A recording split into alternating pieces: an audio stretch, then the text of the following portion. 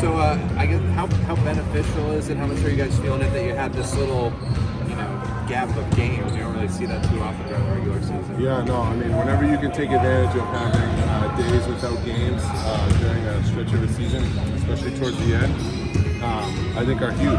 Kind of just get in, recalibrate things, go over things that you thought you did well, and then work on things that you feel like you can continue to grow. And I think that's what we got to do over these last 3 days. You guys are always, it seems like, at least from our point of view, pretty relaxed and upbeat at the practice parts we get to see. But today was a lot of laughing and a lot of extra competition when we were in here. Is that a product of kind of feeling that energy boost? I just think we're all natural competitors, right? I think you need to have that gene to make it to this point. So whenever you can take it back to what made you fall in love with this game, I think anybody craves that, right? I think all of us grew up playing or starting playing like one-on-one with your friend in the backyard, so that kind of stems some memories, and then you get competitive and someone scores on you, you score on them. It's just kind of a product of just being a competitive creature, beast, whatever you want to call it.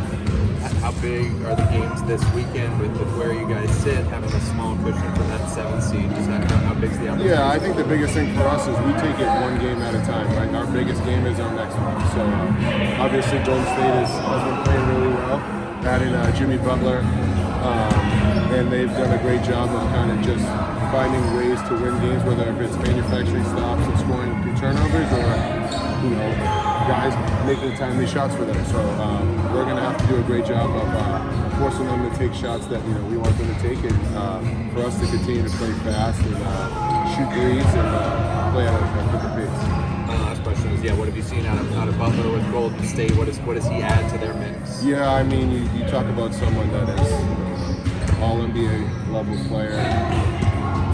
Sometimes even MVP caliber, right? He's been in those conversations. He offers a lot of different dynamics on both sides of the ball. So he can facilitate, he can score, and then he can guard the other team's best player. So he offers a lot of challenges, and I think since the trade has kind of given them like an energy boost with all the things that he's capable of doing. So obviously it's a tall task stopping him, but it's going to take a collective group. George, at times we've seen you coach up a guy like Zachary or just some of the younger guys on the bench, whether it's in practice as well today. Just when you're coming in at the trade deadline, how do you find that balance of like imparting your voice and knowledge into the group that's already kind of been established? Yeah, my first time around with Quinn, I was lucky enough to have like a ton of older guys, veterans. Like I think about the things that Joe Ingles would kind of spell out and show me when I was a young player, or Ricky Rubio, or Mike Conley, or Jay Crowder.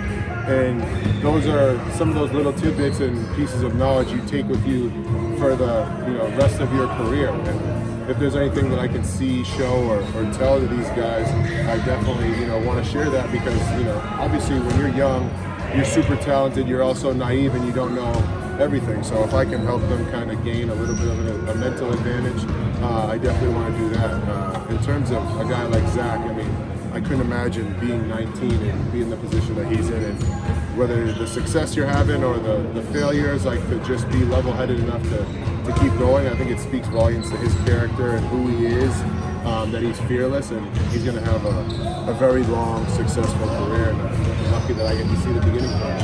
I mean, he just seems like a sponge who wants to soak knowledge from so many different people. What is it like working with a player who has shown that sort of maturity at his young age? Yeah, I think there's two types of young players, right? Ones that want to know everything, and others that think they know everything, right? And Zach has clearly shown that he's someone that wants to learn as much as possible.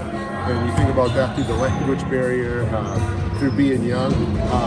It's impressive to see where he started and where I was, in Cleveland, and what your thoughts were from an opposing team aspect to where we are now, and how much he's grown. And I like it. You can't be serious if you don't have him in the Rookie of the Year conversation. I think his progression throughout the year, especially on a team that is winning, and trying to make the playoffs, I think it's been impressive what he's been able to do. And for sure, it wouldn't be a surprise to me if he won Rookie of the Year, because he truly deserves it. And I'm curious, sorry, I think this is a stupid question, but do you speak French? I know your dad is... Comme ci, comme ça. Anything else? That last one. A good French teacher? You know, Zach is a lot of great things, but when it comes to teaching French, we haven't gotten there just yet. We're still. Okay. Oh yeah. No, he's great. He's great at everything. We love Zach. Zach for Rookie of the Year.